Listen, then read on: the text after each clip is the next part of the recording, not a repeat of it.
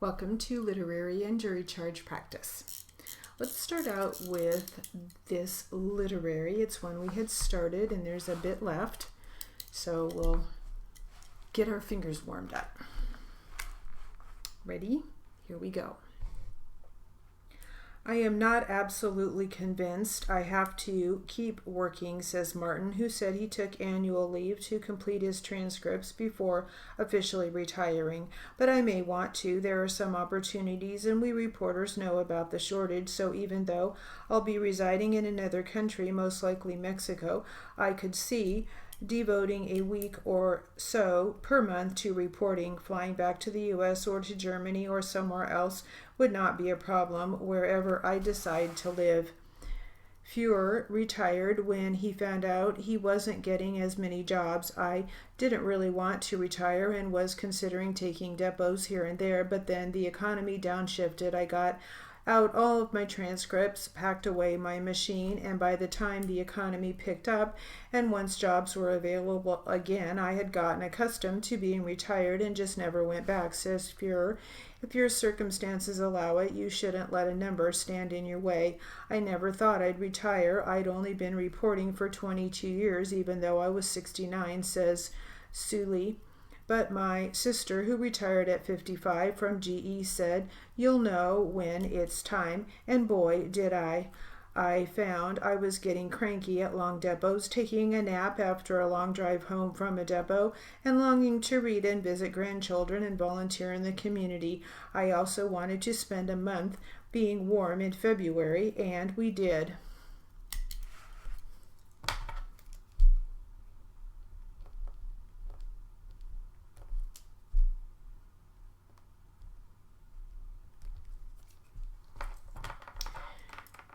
And this is a section of this same article. So let's practice a little more literary. This is called Take Your Time, Make a Plan, Then Do the Plan.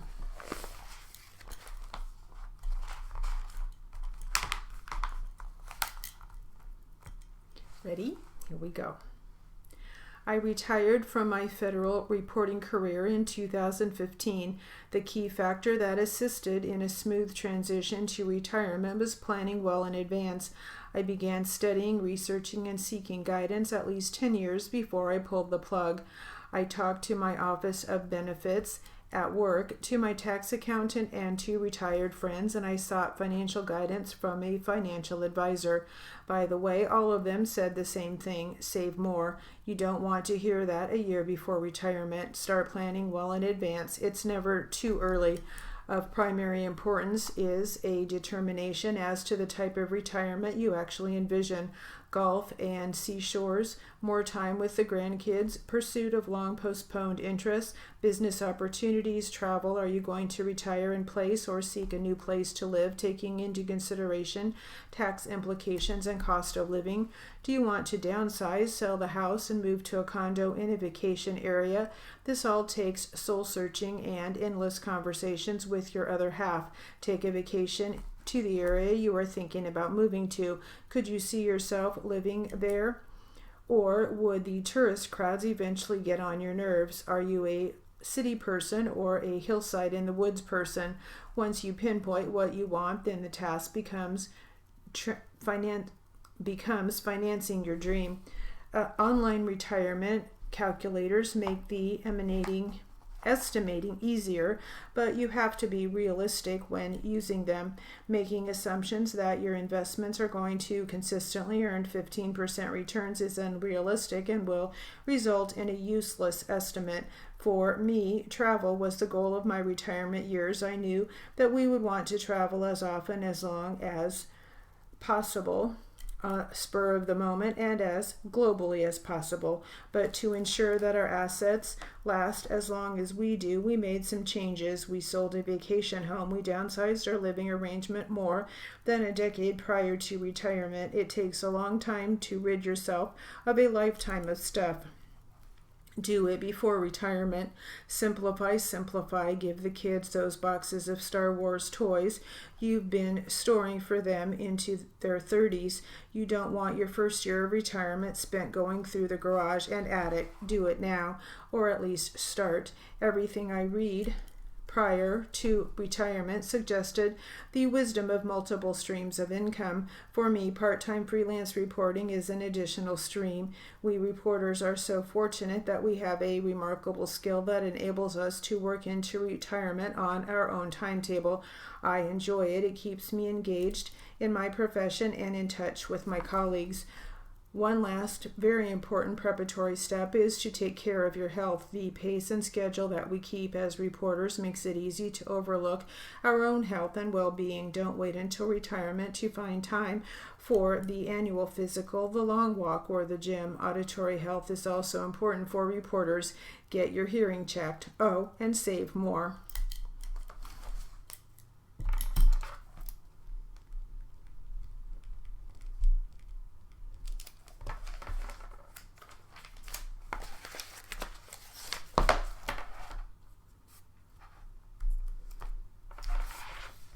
All right, now for some jury charge practice.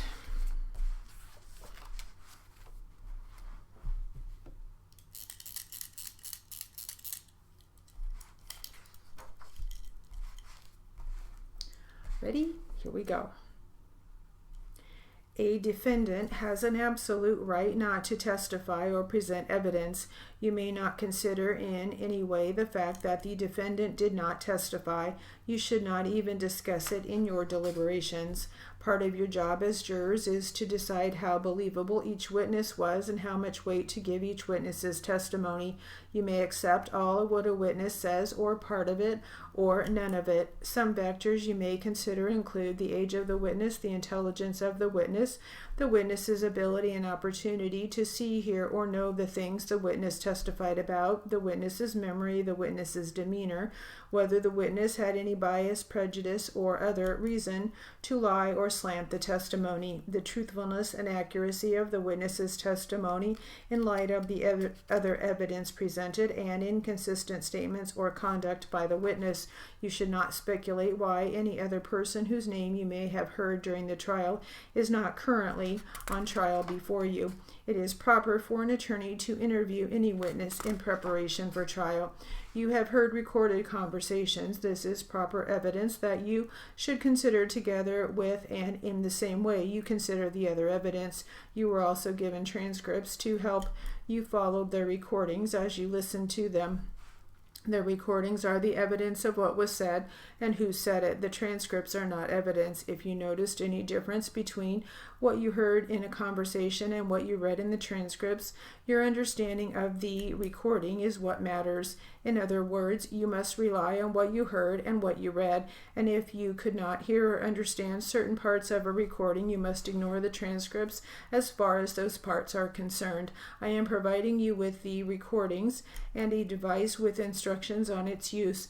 It is up to you to decide whether to listen to the recordings during your deliberations. You may, if you wish, rely on your recollections of what you heard during the trial. If during your deliberations you wish to have another opportunity to view the transcripts as you listen to the recording, send a written message to the court security officer and I will provide you with the transcripts. A summary exhibit was admitted into evidence. You may use that summary exhibit as evidence.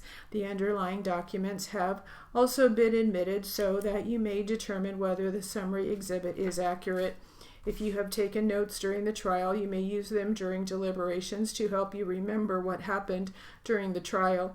You should use your notes only as aids to your memory. The notes are not evidence. All of you should rely on your independent recollection of the evidence, and you should not be unduly influenced by the notes of other jurors. Notes are not entitled to any more weight than the memory or impressions of each juror. In deciding your verdict, you should not consider the possible punishment for the defendant who is on trial.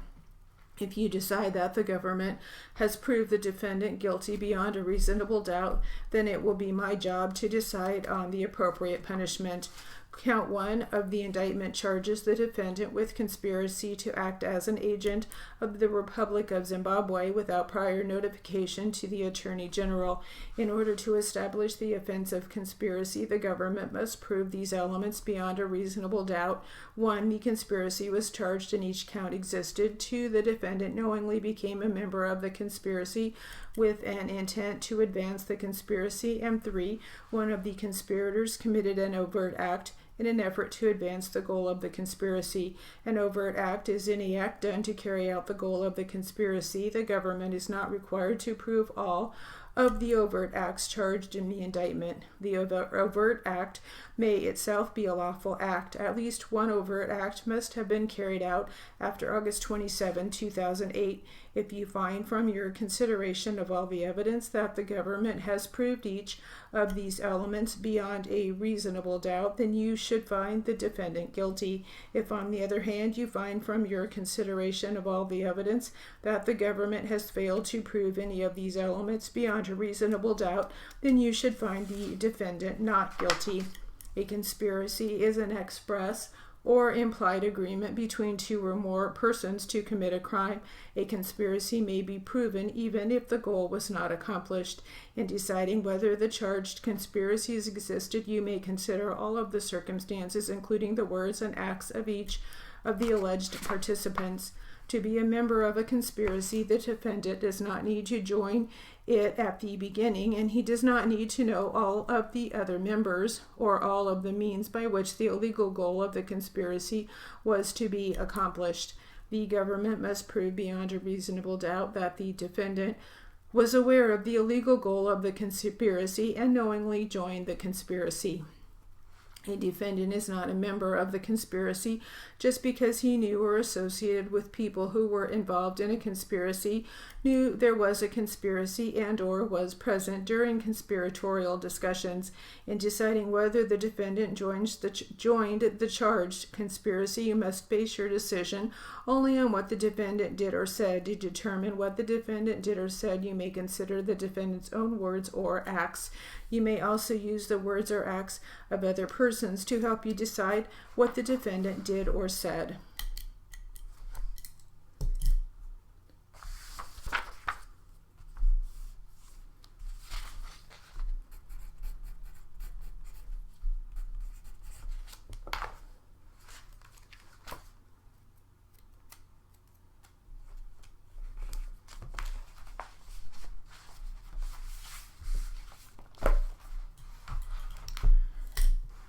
Let's try some closing argument. Excuse me.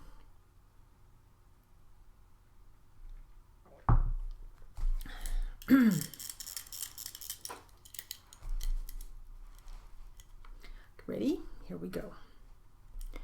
2 weeks ago, you took your oath as jurors in this trial, United States versus Dzhokhar Tsarnaev, and now the time's come for you to decide what to do with Dzhokhar. I'm sure it was clear from the beginning of the case that the prosecution would come to you and ask you to impose a sentence of death. That came as no surprise, and I'm sure it's no surprise to you that I come before you on behalf of all of the attorneys and ask you to choose life. And now you have the task, each of you individually have the task of considering everything you've heard in court, considering all of the instructions from Judge O'Toole, considering your life experiences, considering your wisdom, and considering your moral sense, and deciding the answer to that question. Miriam, David, Tim, Bill, and I have stood with Dzhokhar Tsarnaev for many months. We've tried to bring you information to help you do your job. We've told you when we agreed with the evidence of the prosecution, and we've told you when we've disagreed about their theories and about why. We brought witnesses to tell you about Dzhokhar's background, his life experience as a child, as a teenager, and now.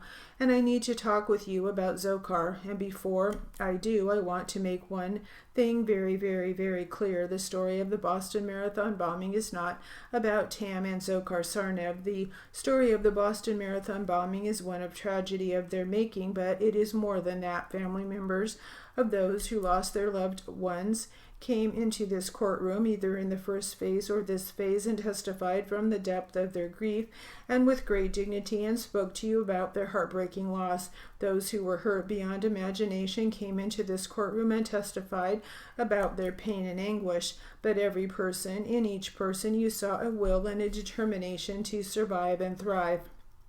First responders told us about their what can only be described as brave and heroic acts. They came in here and told us about their efforts to comfort the injured, to save the seriously injured, and to protect others. The story of the Boston Marathon bombing is about resilience and the strength of the spirit of those so deeply affected by these senseless and catastrophic acts.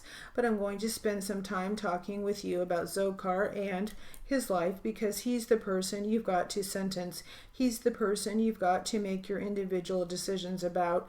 You're not just making a decision about the horrific nature of the crimes. You did that in returning your verdict of guilty on every count in this indictment. You did that, you've done that. You're now to make a decision about who he is, who he was, and who he might become.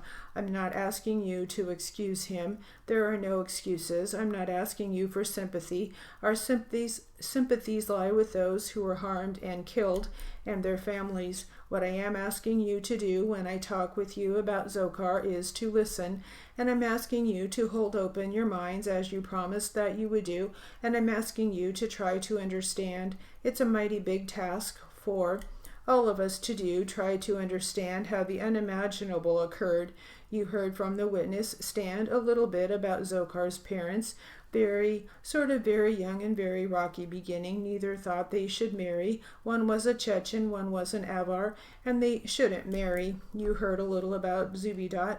You heard the name pronounced a couple of times, Zubidat or Zubaydah, Dzhokhar's mom, and you heard about how she was fashionable and flashy and loud, and Anzur was a hard-working, quiet man.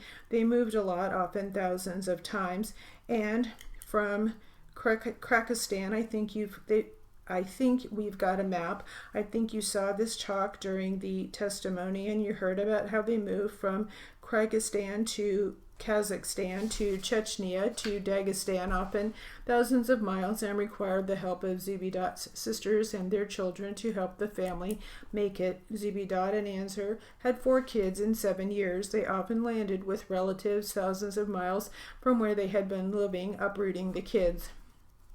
Now the prosecution tried to make it sound like they were summering on the Caspian Sea. We know that's not true. We heard from the women that came here from Russia that that wasn't true. There was a 2-bedroom apartment where they crammed in with several other relatives and stayed for months. Even the women that came here to talk with you from Russia told you how unsettling all of those moves were for the family. The women who came here, 2 sisters of Zubidat and the cousins of Dzhokhar, didn't even know until coming here where Tam had been born. They didn't know that Dzhokhar's birth certificate showed that he was born in Kyrgyzstan, and what were somewhat surprised to learn that because of some of them were there when he was born in Dagestan, 2,000 miles away. While most folks described Anzur as a quiet, hardworking dad, there were mixed reviews on Dzhokhar's mom. She ranged from fashionable and flashy and loud. Her family was stunned, shocked when she began covering in dark. Her somewhat skeptical former son-in-law, who we saw coming to Boston by way of video from Kazakhstan, talked about her as controlling and didn't believe the reasons for her covering up.